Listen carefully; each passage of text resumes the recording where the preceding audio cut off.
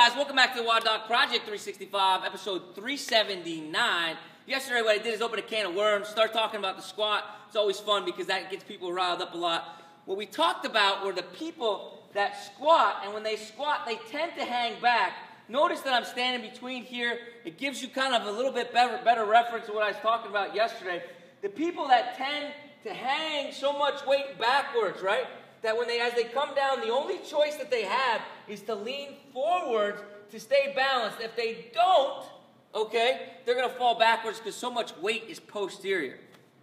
That limitation or that fault generally comes from two limitations or one of two limitations.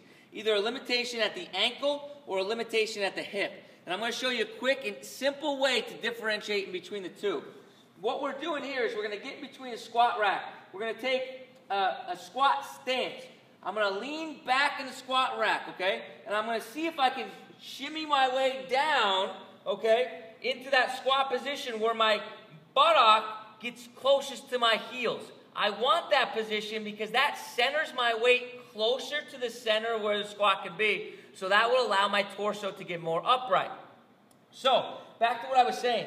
If I'm a person that can shimmy down into the bottom of that squat, and my heels do not drive up off the ground, okay? What I'm going to do from there is I'm going to drive my knees over top of my toes. That's my first checkpoint. If I'm the person that drives my knees over top of my toes and my heels come up off the ground like you just saw right there, I probably have an ankle mobility problem. Because what I'm doing is I'm trying to change the angle of my ankle. Let me show you on this side so you can see what I'm saying. All right, so if I get to this position, and from right here, my heel is square and flush to the ground, and as I drive my knee over top of my toe, my heel comes up, okay?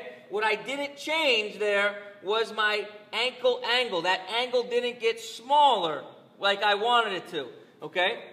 Now, if I'm a person that, when I get down here, I drive my knees over top of my toes, all right, and I got to that maximal spot at which I could get, that maximal ankle flexion, and I pull myself forward, and my heels raise up, okay? What happened there is I wasn't able to close my hip angle, okay? So let me show you on this side once again. If I get to a point right here, and everything's daisies, and then I'm still able to drive my knee over top of my toe, my heel's still able to stay down, right? But my chest is staying back. Now what I'm doing is I'm changing the angle of my hip. If when I lean forward, that's when my heel drives up, it's most likely not a problem with my ankle flexion ability, but a problem with me hitting terminal flexion of the hip, okay? Because this gets so tightened up that everything else kind of just lifts and levers over. So, one more time, just to kind of recap from everything that I just started. What I want to do is, ideally, my butt doesn't want to be hung back so far like such, because then my butt and all that weight is so far backwards, I need to lean over to keep my balance. What I would like to be able to do is drive my hips more forward, so that way my torso can come up more upright, okay? That would be my ideal situation. Hips are back, torso has to be forward, hips are forward, torso can be up, okay? And a way that I differentiate that is by first keeping my hip angle open, seeing if I can shimmy down to the bottom of the squat. From right there, seeing if I can drive my knees forward. If I can drive my knees forward into the same platform that I would be in the bottom of a squat, and my heels stay on the ground, it's most likely not an ankle immobility problem. If I drive my knees forward over top of my toes, and my heels raise, okay, that's our ankle problem.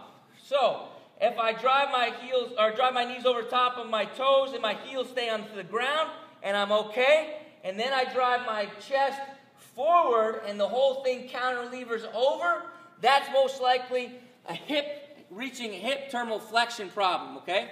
So, that's a quick way to differentiate in between whether we have ankle issues or hip issues, and now we know which way or what to attack when we're talking about fixing our squat and squat therapy. Guys, until tomorrow, we're optimizing function to optimize performance.